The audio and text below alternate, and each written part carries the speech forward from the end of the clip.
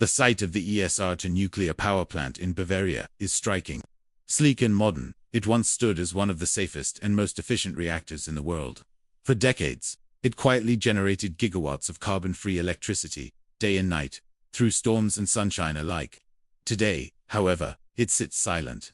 Its cooling towers are cold, its control rooms empty, and its engineers sent home. No earthquake, no tsunami, no war destroyed it. It was a decision made in Berlin, a government mandate that turned off the last 3 operational nuclear reactors in April 2023, right in the middle of one of Europe's worst energy crises in half a century. This shutdown was not a sudden event, but the final act of a tragedy 2 decades in the making. Germany's Energiewende, or energy transition. The ambition was bold, to turn Germany into a leading green economy, powered entirely by wind and solar energy, a model for a carbon-free future. The reality, however, is a $500 billion misstep that has crippled the industrial engine of Europe. To understand how Germany ended up here, we must start with the roots of the policy miscalculation. The problem wasn't investing in renewables, it was shutting down systems that already worked. In 2011, following the Fukushima disaster in Japan, Chancellor Angela Merkel accelerated Germany's nuclear phase-out. Nuclear power at the time supplied about a quarter of the country's electricity and provided a stable, reliable backbone for the grid. By eliminating it, Germany created a massive energy gap. A bridge fuel was needed. Germany turned to Russian natural gas, cheap, abundant, and piped directly from the east. This was a gamble that rested on one assumption: Vladimir Putin would always be a dependable partner. German heavy industry, from chemical giants like BASF to steel manufacturers, relied on this gas to fuel their operations and keep energy costs competitive globally. The strategy even carried a diplomatic argument. Buying gas keeps the peace. But when Russia invaded Ukraine in 2022, the supply stopped, and the illusion of energy security evaporated overnight. Suddenly, Germany's green dreams collided with reality. Without nuclear or Russian gas to fill the void, electricity prices soared, in some cases, 10 times higher than in the US. The government faced a bitter choice: allow blackouts or revert to coal. Coal won. Villages were bulldozed to expand lignite mines, and climate activists were forcibly removed, while Europe's dirtiest coal was burned to replace the very nuclear plants the government had shut down. Germany wasn't progressing into the future, it was sliding back into the 19th century. The economic consequences are severe. Energy-intensive industries are fleeing. BASF, once a cornerstone of German chemical production, has shut down major plants and moved billions in investment abroad, including to China. Steel, glass, and other sectors are relocating to countries with cheaper energy. The result is deindustrialization.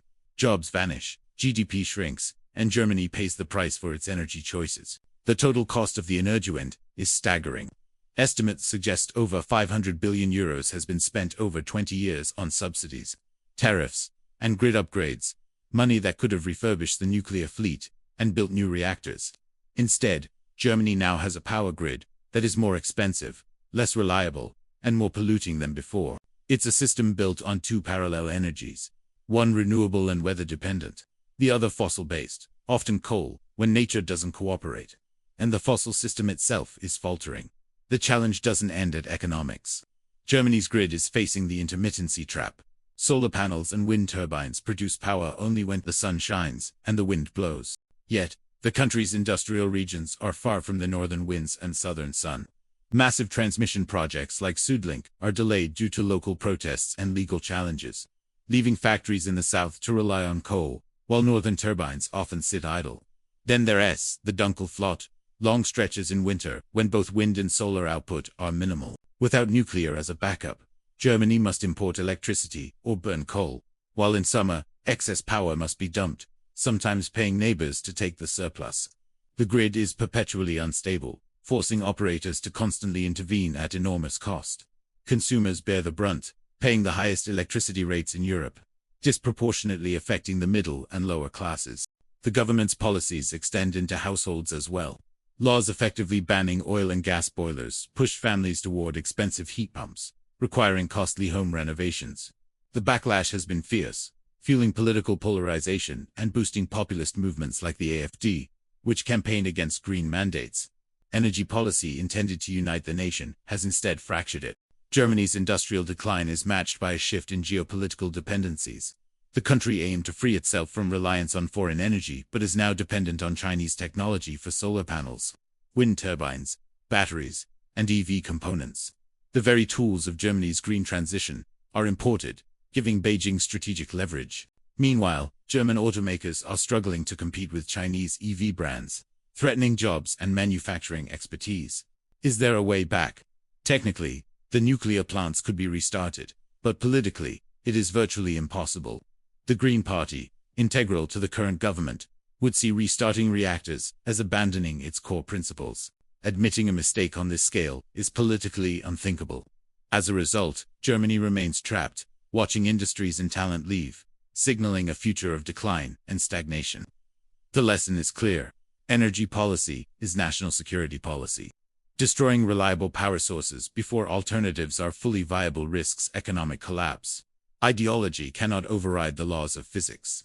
Germany spent €500 billion attempting to reshape its energy future, yet the lights remain on only at great cost, while its industrial and political power erodes. The ESR2 plant may stand silent, but the factories and cities across Germany face an even grimmer quiet if the policy errors continue. The story of Germany's $500 billion mistake is a warning to the world. Reliability, foresight, and pragmatism are essential when powering modern economies. Germany's energy troubles don't stop at its factories or electricity bills. They have profound geopolitical consequences. Once the undisputed economic engine of Europe, Germany now finds itself increasingly vulnerable on the world stage. The Energiewende, intended to make the country independent from foreign energy, has inadvertently traded one dependency for another. Russia may no longer supply the gas, but Germany has become reliant on China for the very technologies that define its green future. Step onto a German solar farm, and the panels are likely not made domestically. They come from Chinese manufacturers like Jinko Solar or Longi. Look at the wind turbines. The rare earth magnets inside, crucial for generating electricity, are imported from China. Batteries in Germany's electric cars. Many are produced by Chinese companies such as CATL. The domestic solar and battery industry, once competitive, was dismantled in the 2010s as subsidies were cut, leaving China to dominate the market. This creates a dangerous leverage point. If Beijing decided to restrict exports, whether over geopolitical disputes or market strategy, Germany's entire green infrastructure, solar, wind, and EVs, could grind to a halt. In attempting to escape dependence on one foreign power, Germany has locked itself into the influence of another. The German auto industry, the crown jewel of its manufacturing might, faces a similar existential challenge. For decades, Made in Germany symbolized engineering excellence and innovation. Companies like Volkswagen, BMW, and Mercedes dominated internal combustion vehicles. But the energy transition forced a pivot to electric vehicles, where Germany's engineering edge in engines matters less than battery technology. China's specialty, Chinese EV brands, often cheaper and more advanced in battery tech, are flooding European markets. German automakers watch their market share shrink at home and abroad, threatening hundreds of thousands of jobs and the backbone of German industrial pride. So, is there a path back?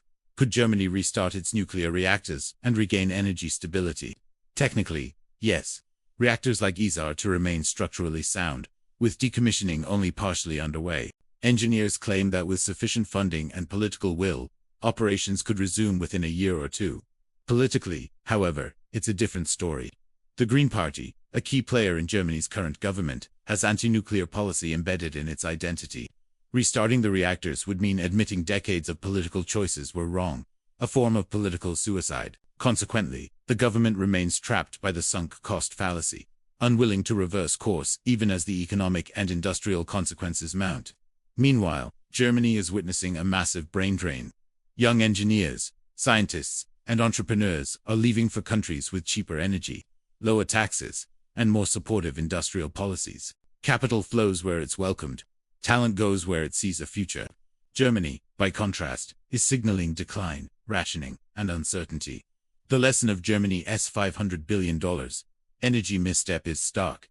Energy policy is national security. You cannot run a modern industrial economy on intermittent power without reliable baseload infrastructure. You cannot dismantle functioning systems before replacements are ready. And you cannot let ideology override engineering and physics. Germany has spent €500 billion to reshape its energy landscape, yet its industrial engine falters, and its global influence diminishes. The ESR2 nuclear plant may stand silent, but the real warning is across the country, in the factories. In the factories leaving, in the talent walking out the door, and in the grid struggling to meet even basic demand. The country is paying the price for betting the future on optimism over pragmatism. For decades, Germany was Europe's powerhouse, the country that set the rules, disciplined debt, and led with engineering and efficiency. Today, the narrative has flipped. The Economist, once a cheerleader for Angela Merkel, recently asked, "Is Germany the sick man of Europe again?" The evidence suggests the answer is yes. The $500 billion green energy experiment hasn't just weakened Germany's economy, it has chipped away at its sovereignty. The irony is brutal. The Energiewende was supposed to free Germany from foreign dependence. Instead, the country swapped one form of reliance for another. Russian gas was replaced by Chinese technology. Solar panels, wind turbines, EV batteries, the backbone of Germany's green independence, now come from abroad. The consequences extend beyond economics. German influence in Europe has waned. Policy decisions that once shaped the continent are now constrained by energy shortages and industrial flight. Even the symbol of national pride, the auto industry, faces a fight for survival against cheaper, battery-focused Chinese competitors. Jobs, innovation, and decades of industrial know-how are at risk.